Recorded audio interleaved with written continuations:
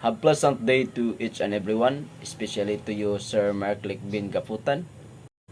For this video, we will talk about the week 17, which discuss the similarities and differences between the machismo and Marianismo mentality, as well as misogyny and misandry. And also, we will discuss about our own experience with gender discrimination and inequality at home, school, and peer group. Then what I did about it.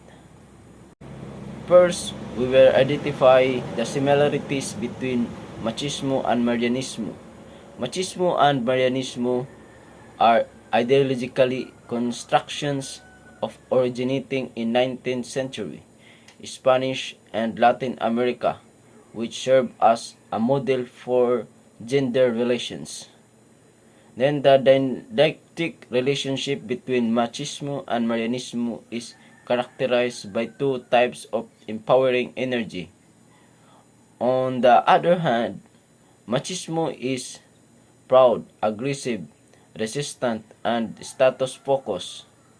On the other hand, Marianismo is humble, supportive, submissive, and focused. The differences between machismo and Marianismo mentality.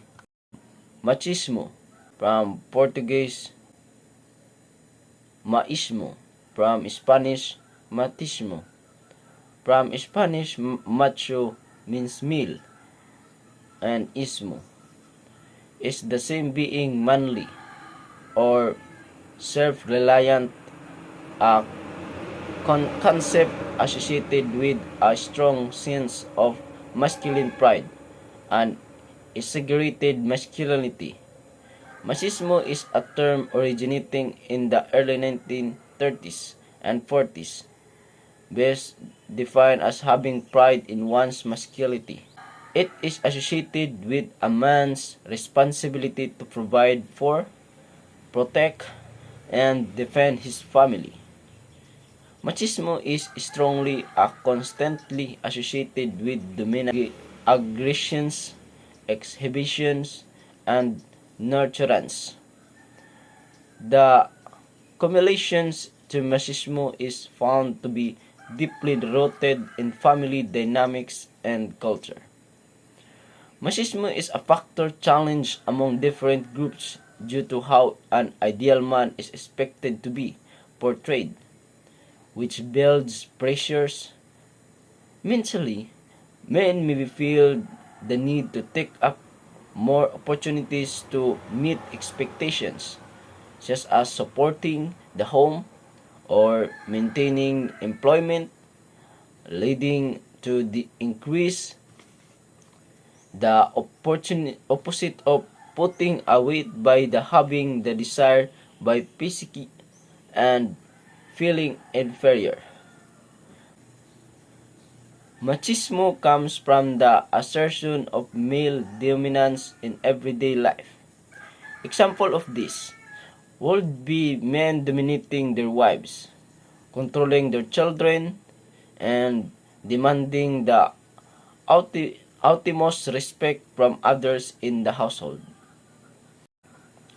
Then, Marianismo is an aspect of the female gender rule in Hispanic American folk culture, strictly intertwined with machismo and Roman Catholic.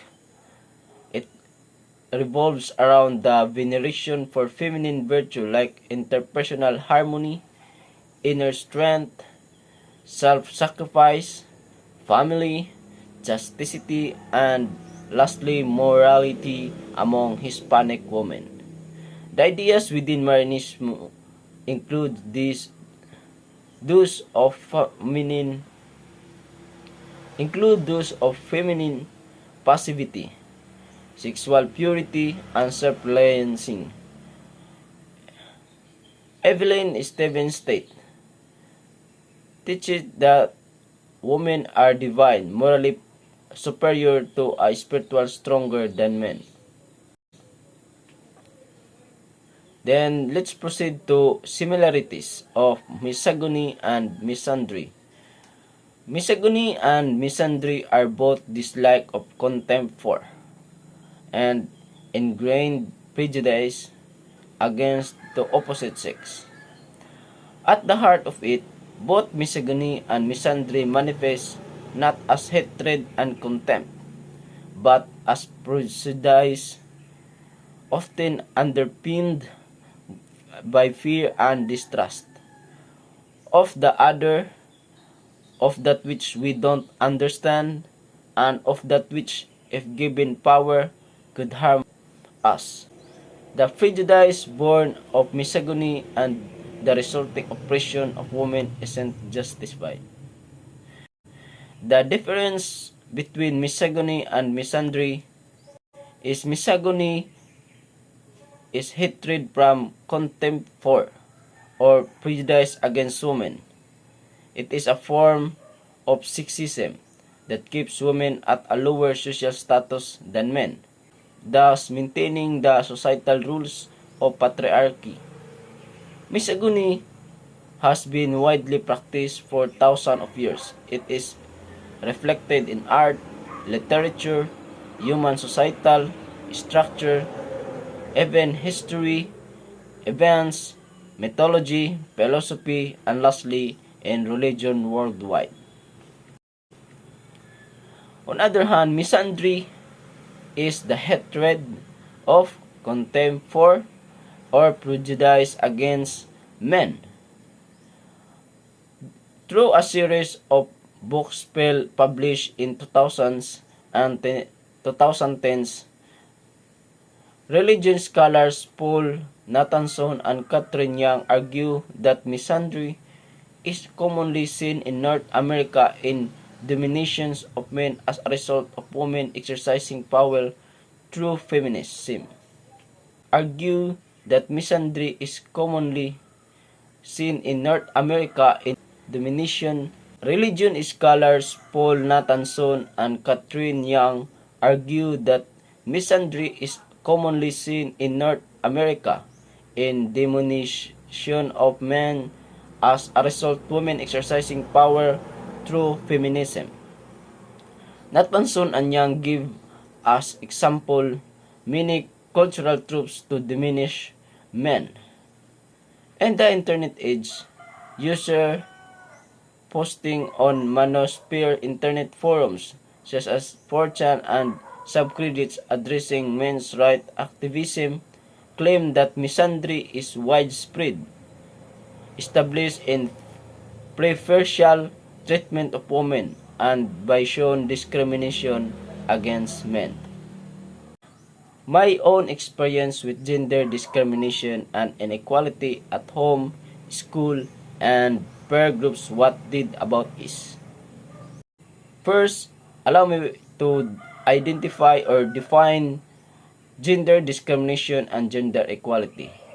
Gender discrimination is when someone is threatened unequally or disadvantageously based on their gender but not necessarily in sexual nature. This includes harassment, discrimination based on sex, gender, identity, or gender expressions. On gender inequality is a social phenomenon in which men and women are not treated equally.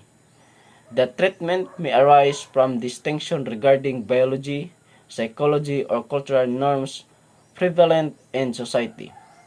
Some of these distinctions are empirically grounded, while others appear to social constructs. My own experience with gender discrimination and inequalities at home is the household work are divided. The boy will be work on heavy chores like farming while the girls is working on minor ones like homework. Then in school, they have male instructor who didn't teach well but he give lower grades to the male students and higher grades to the female students. And lastly, in peer groups is since boys are less talking than girls, they are not always noticed. What I did about is, remember, every one of us encounters gender discrimination and inequality, whether it be severe or not. As I have been mentioned in the example, no one is perfect. We have all different perspectives, and even when we try our very best, we cannot never please everyone. Numerous others do not accept who we are, and they will frequently threaten you. Therefore, the only thing I can do in the face of the gender discrimination and inequality is to keep doing what is morally upright and compliance with the law.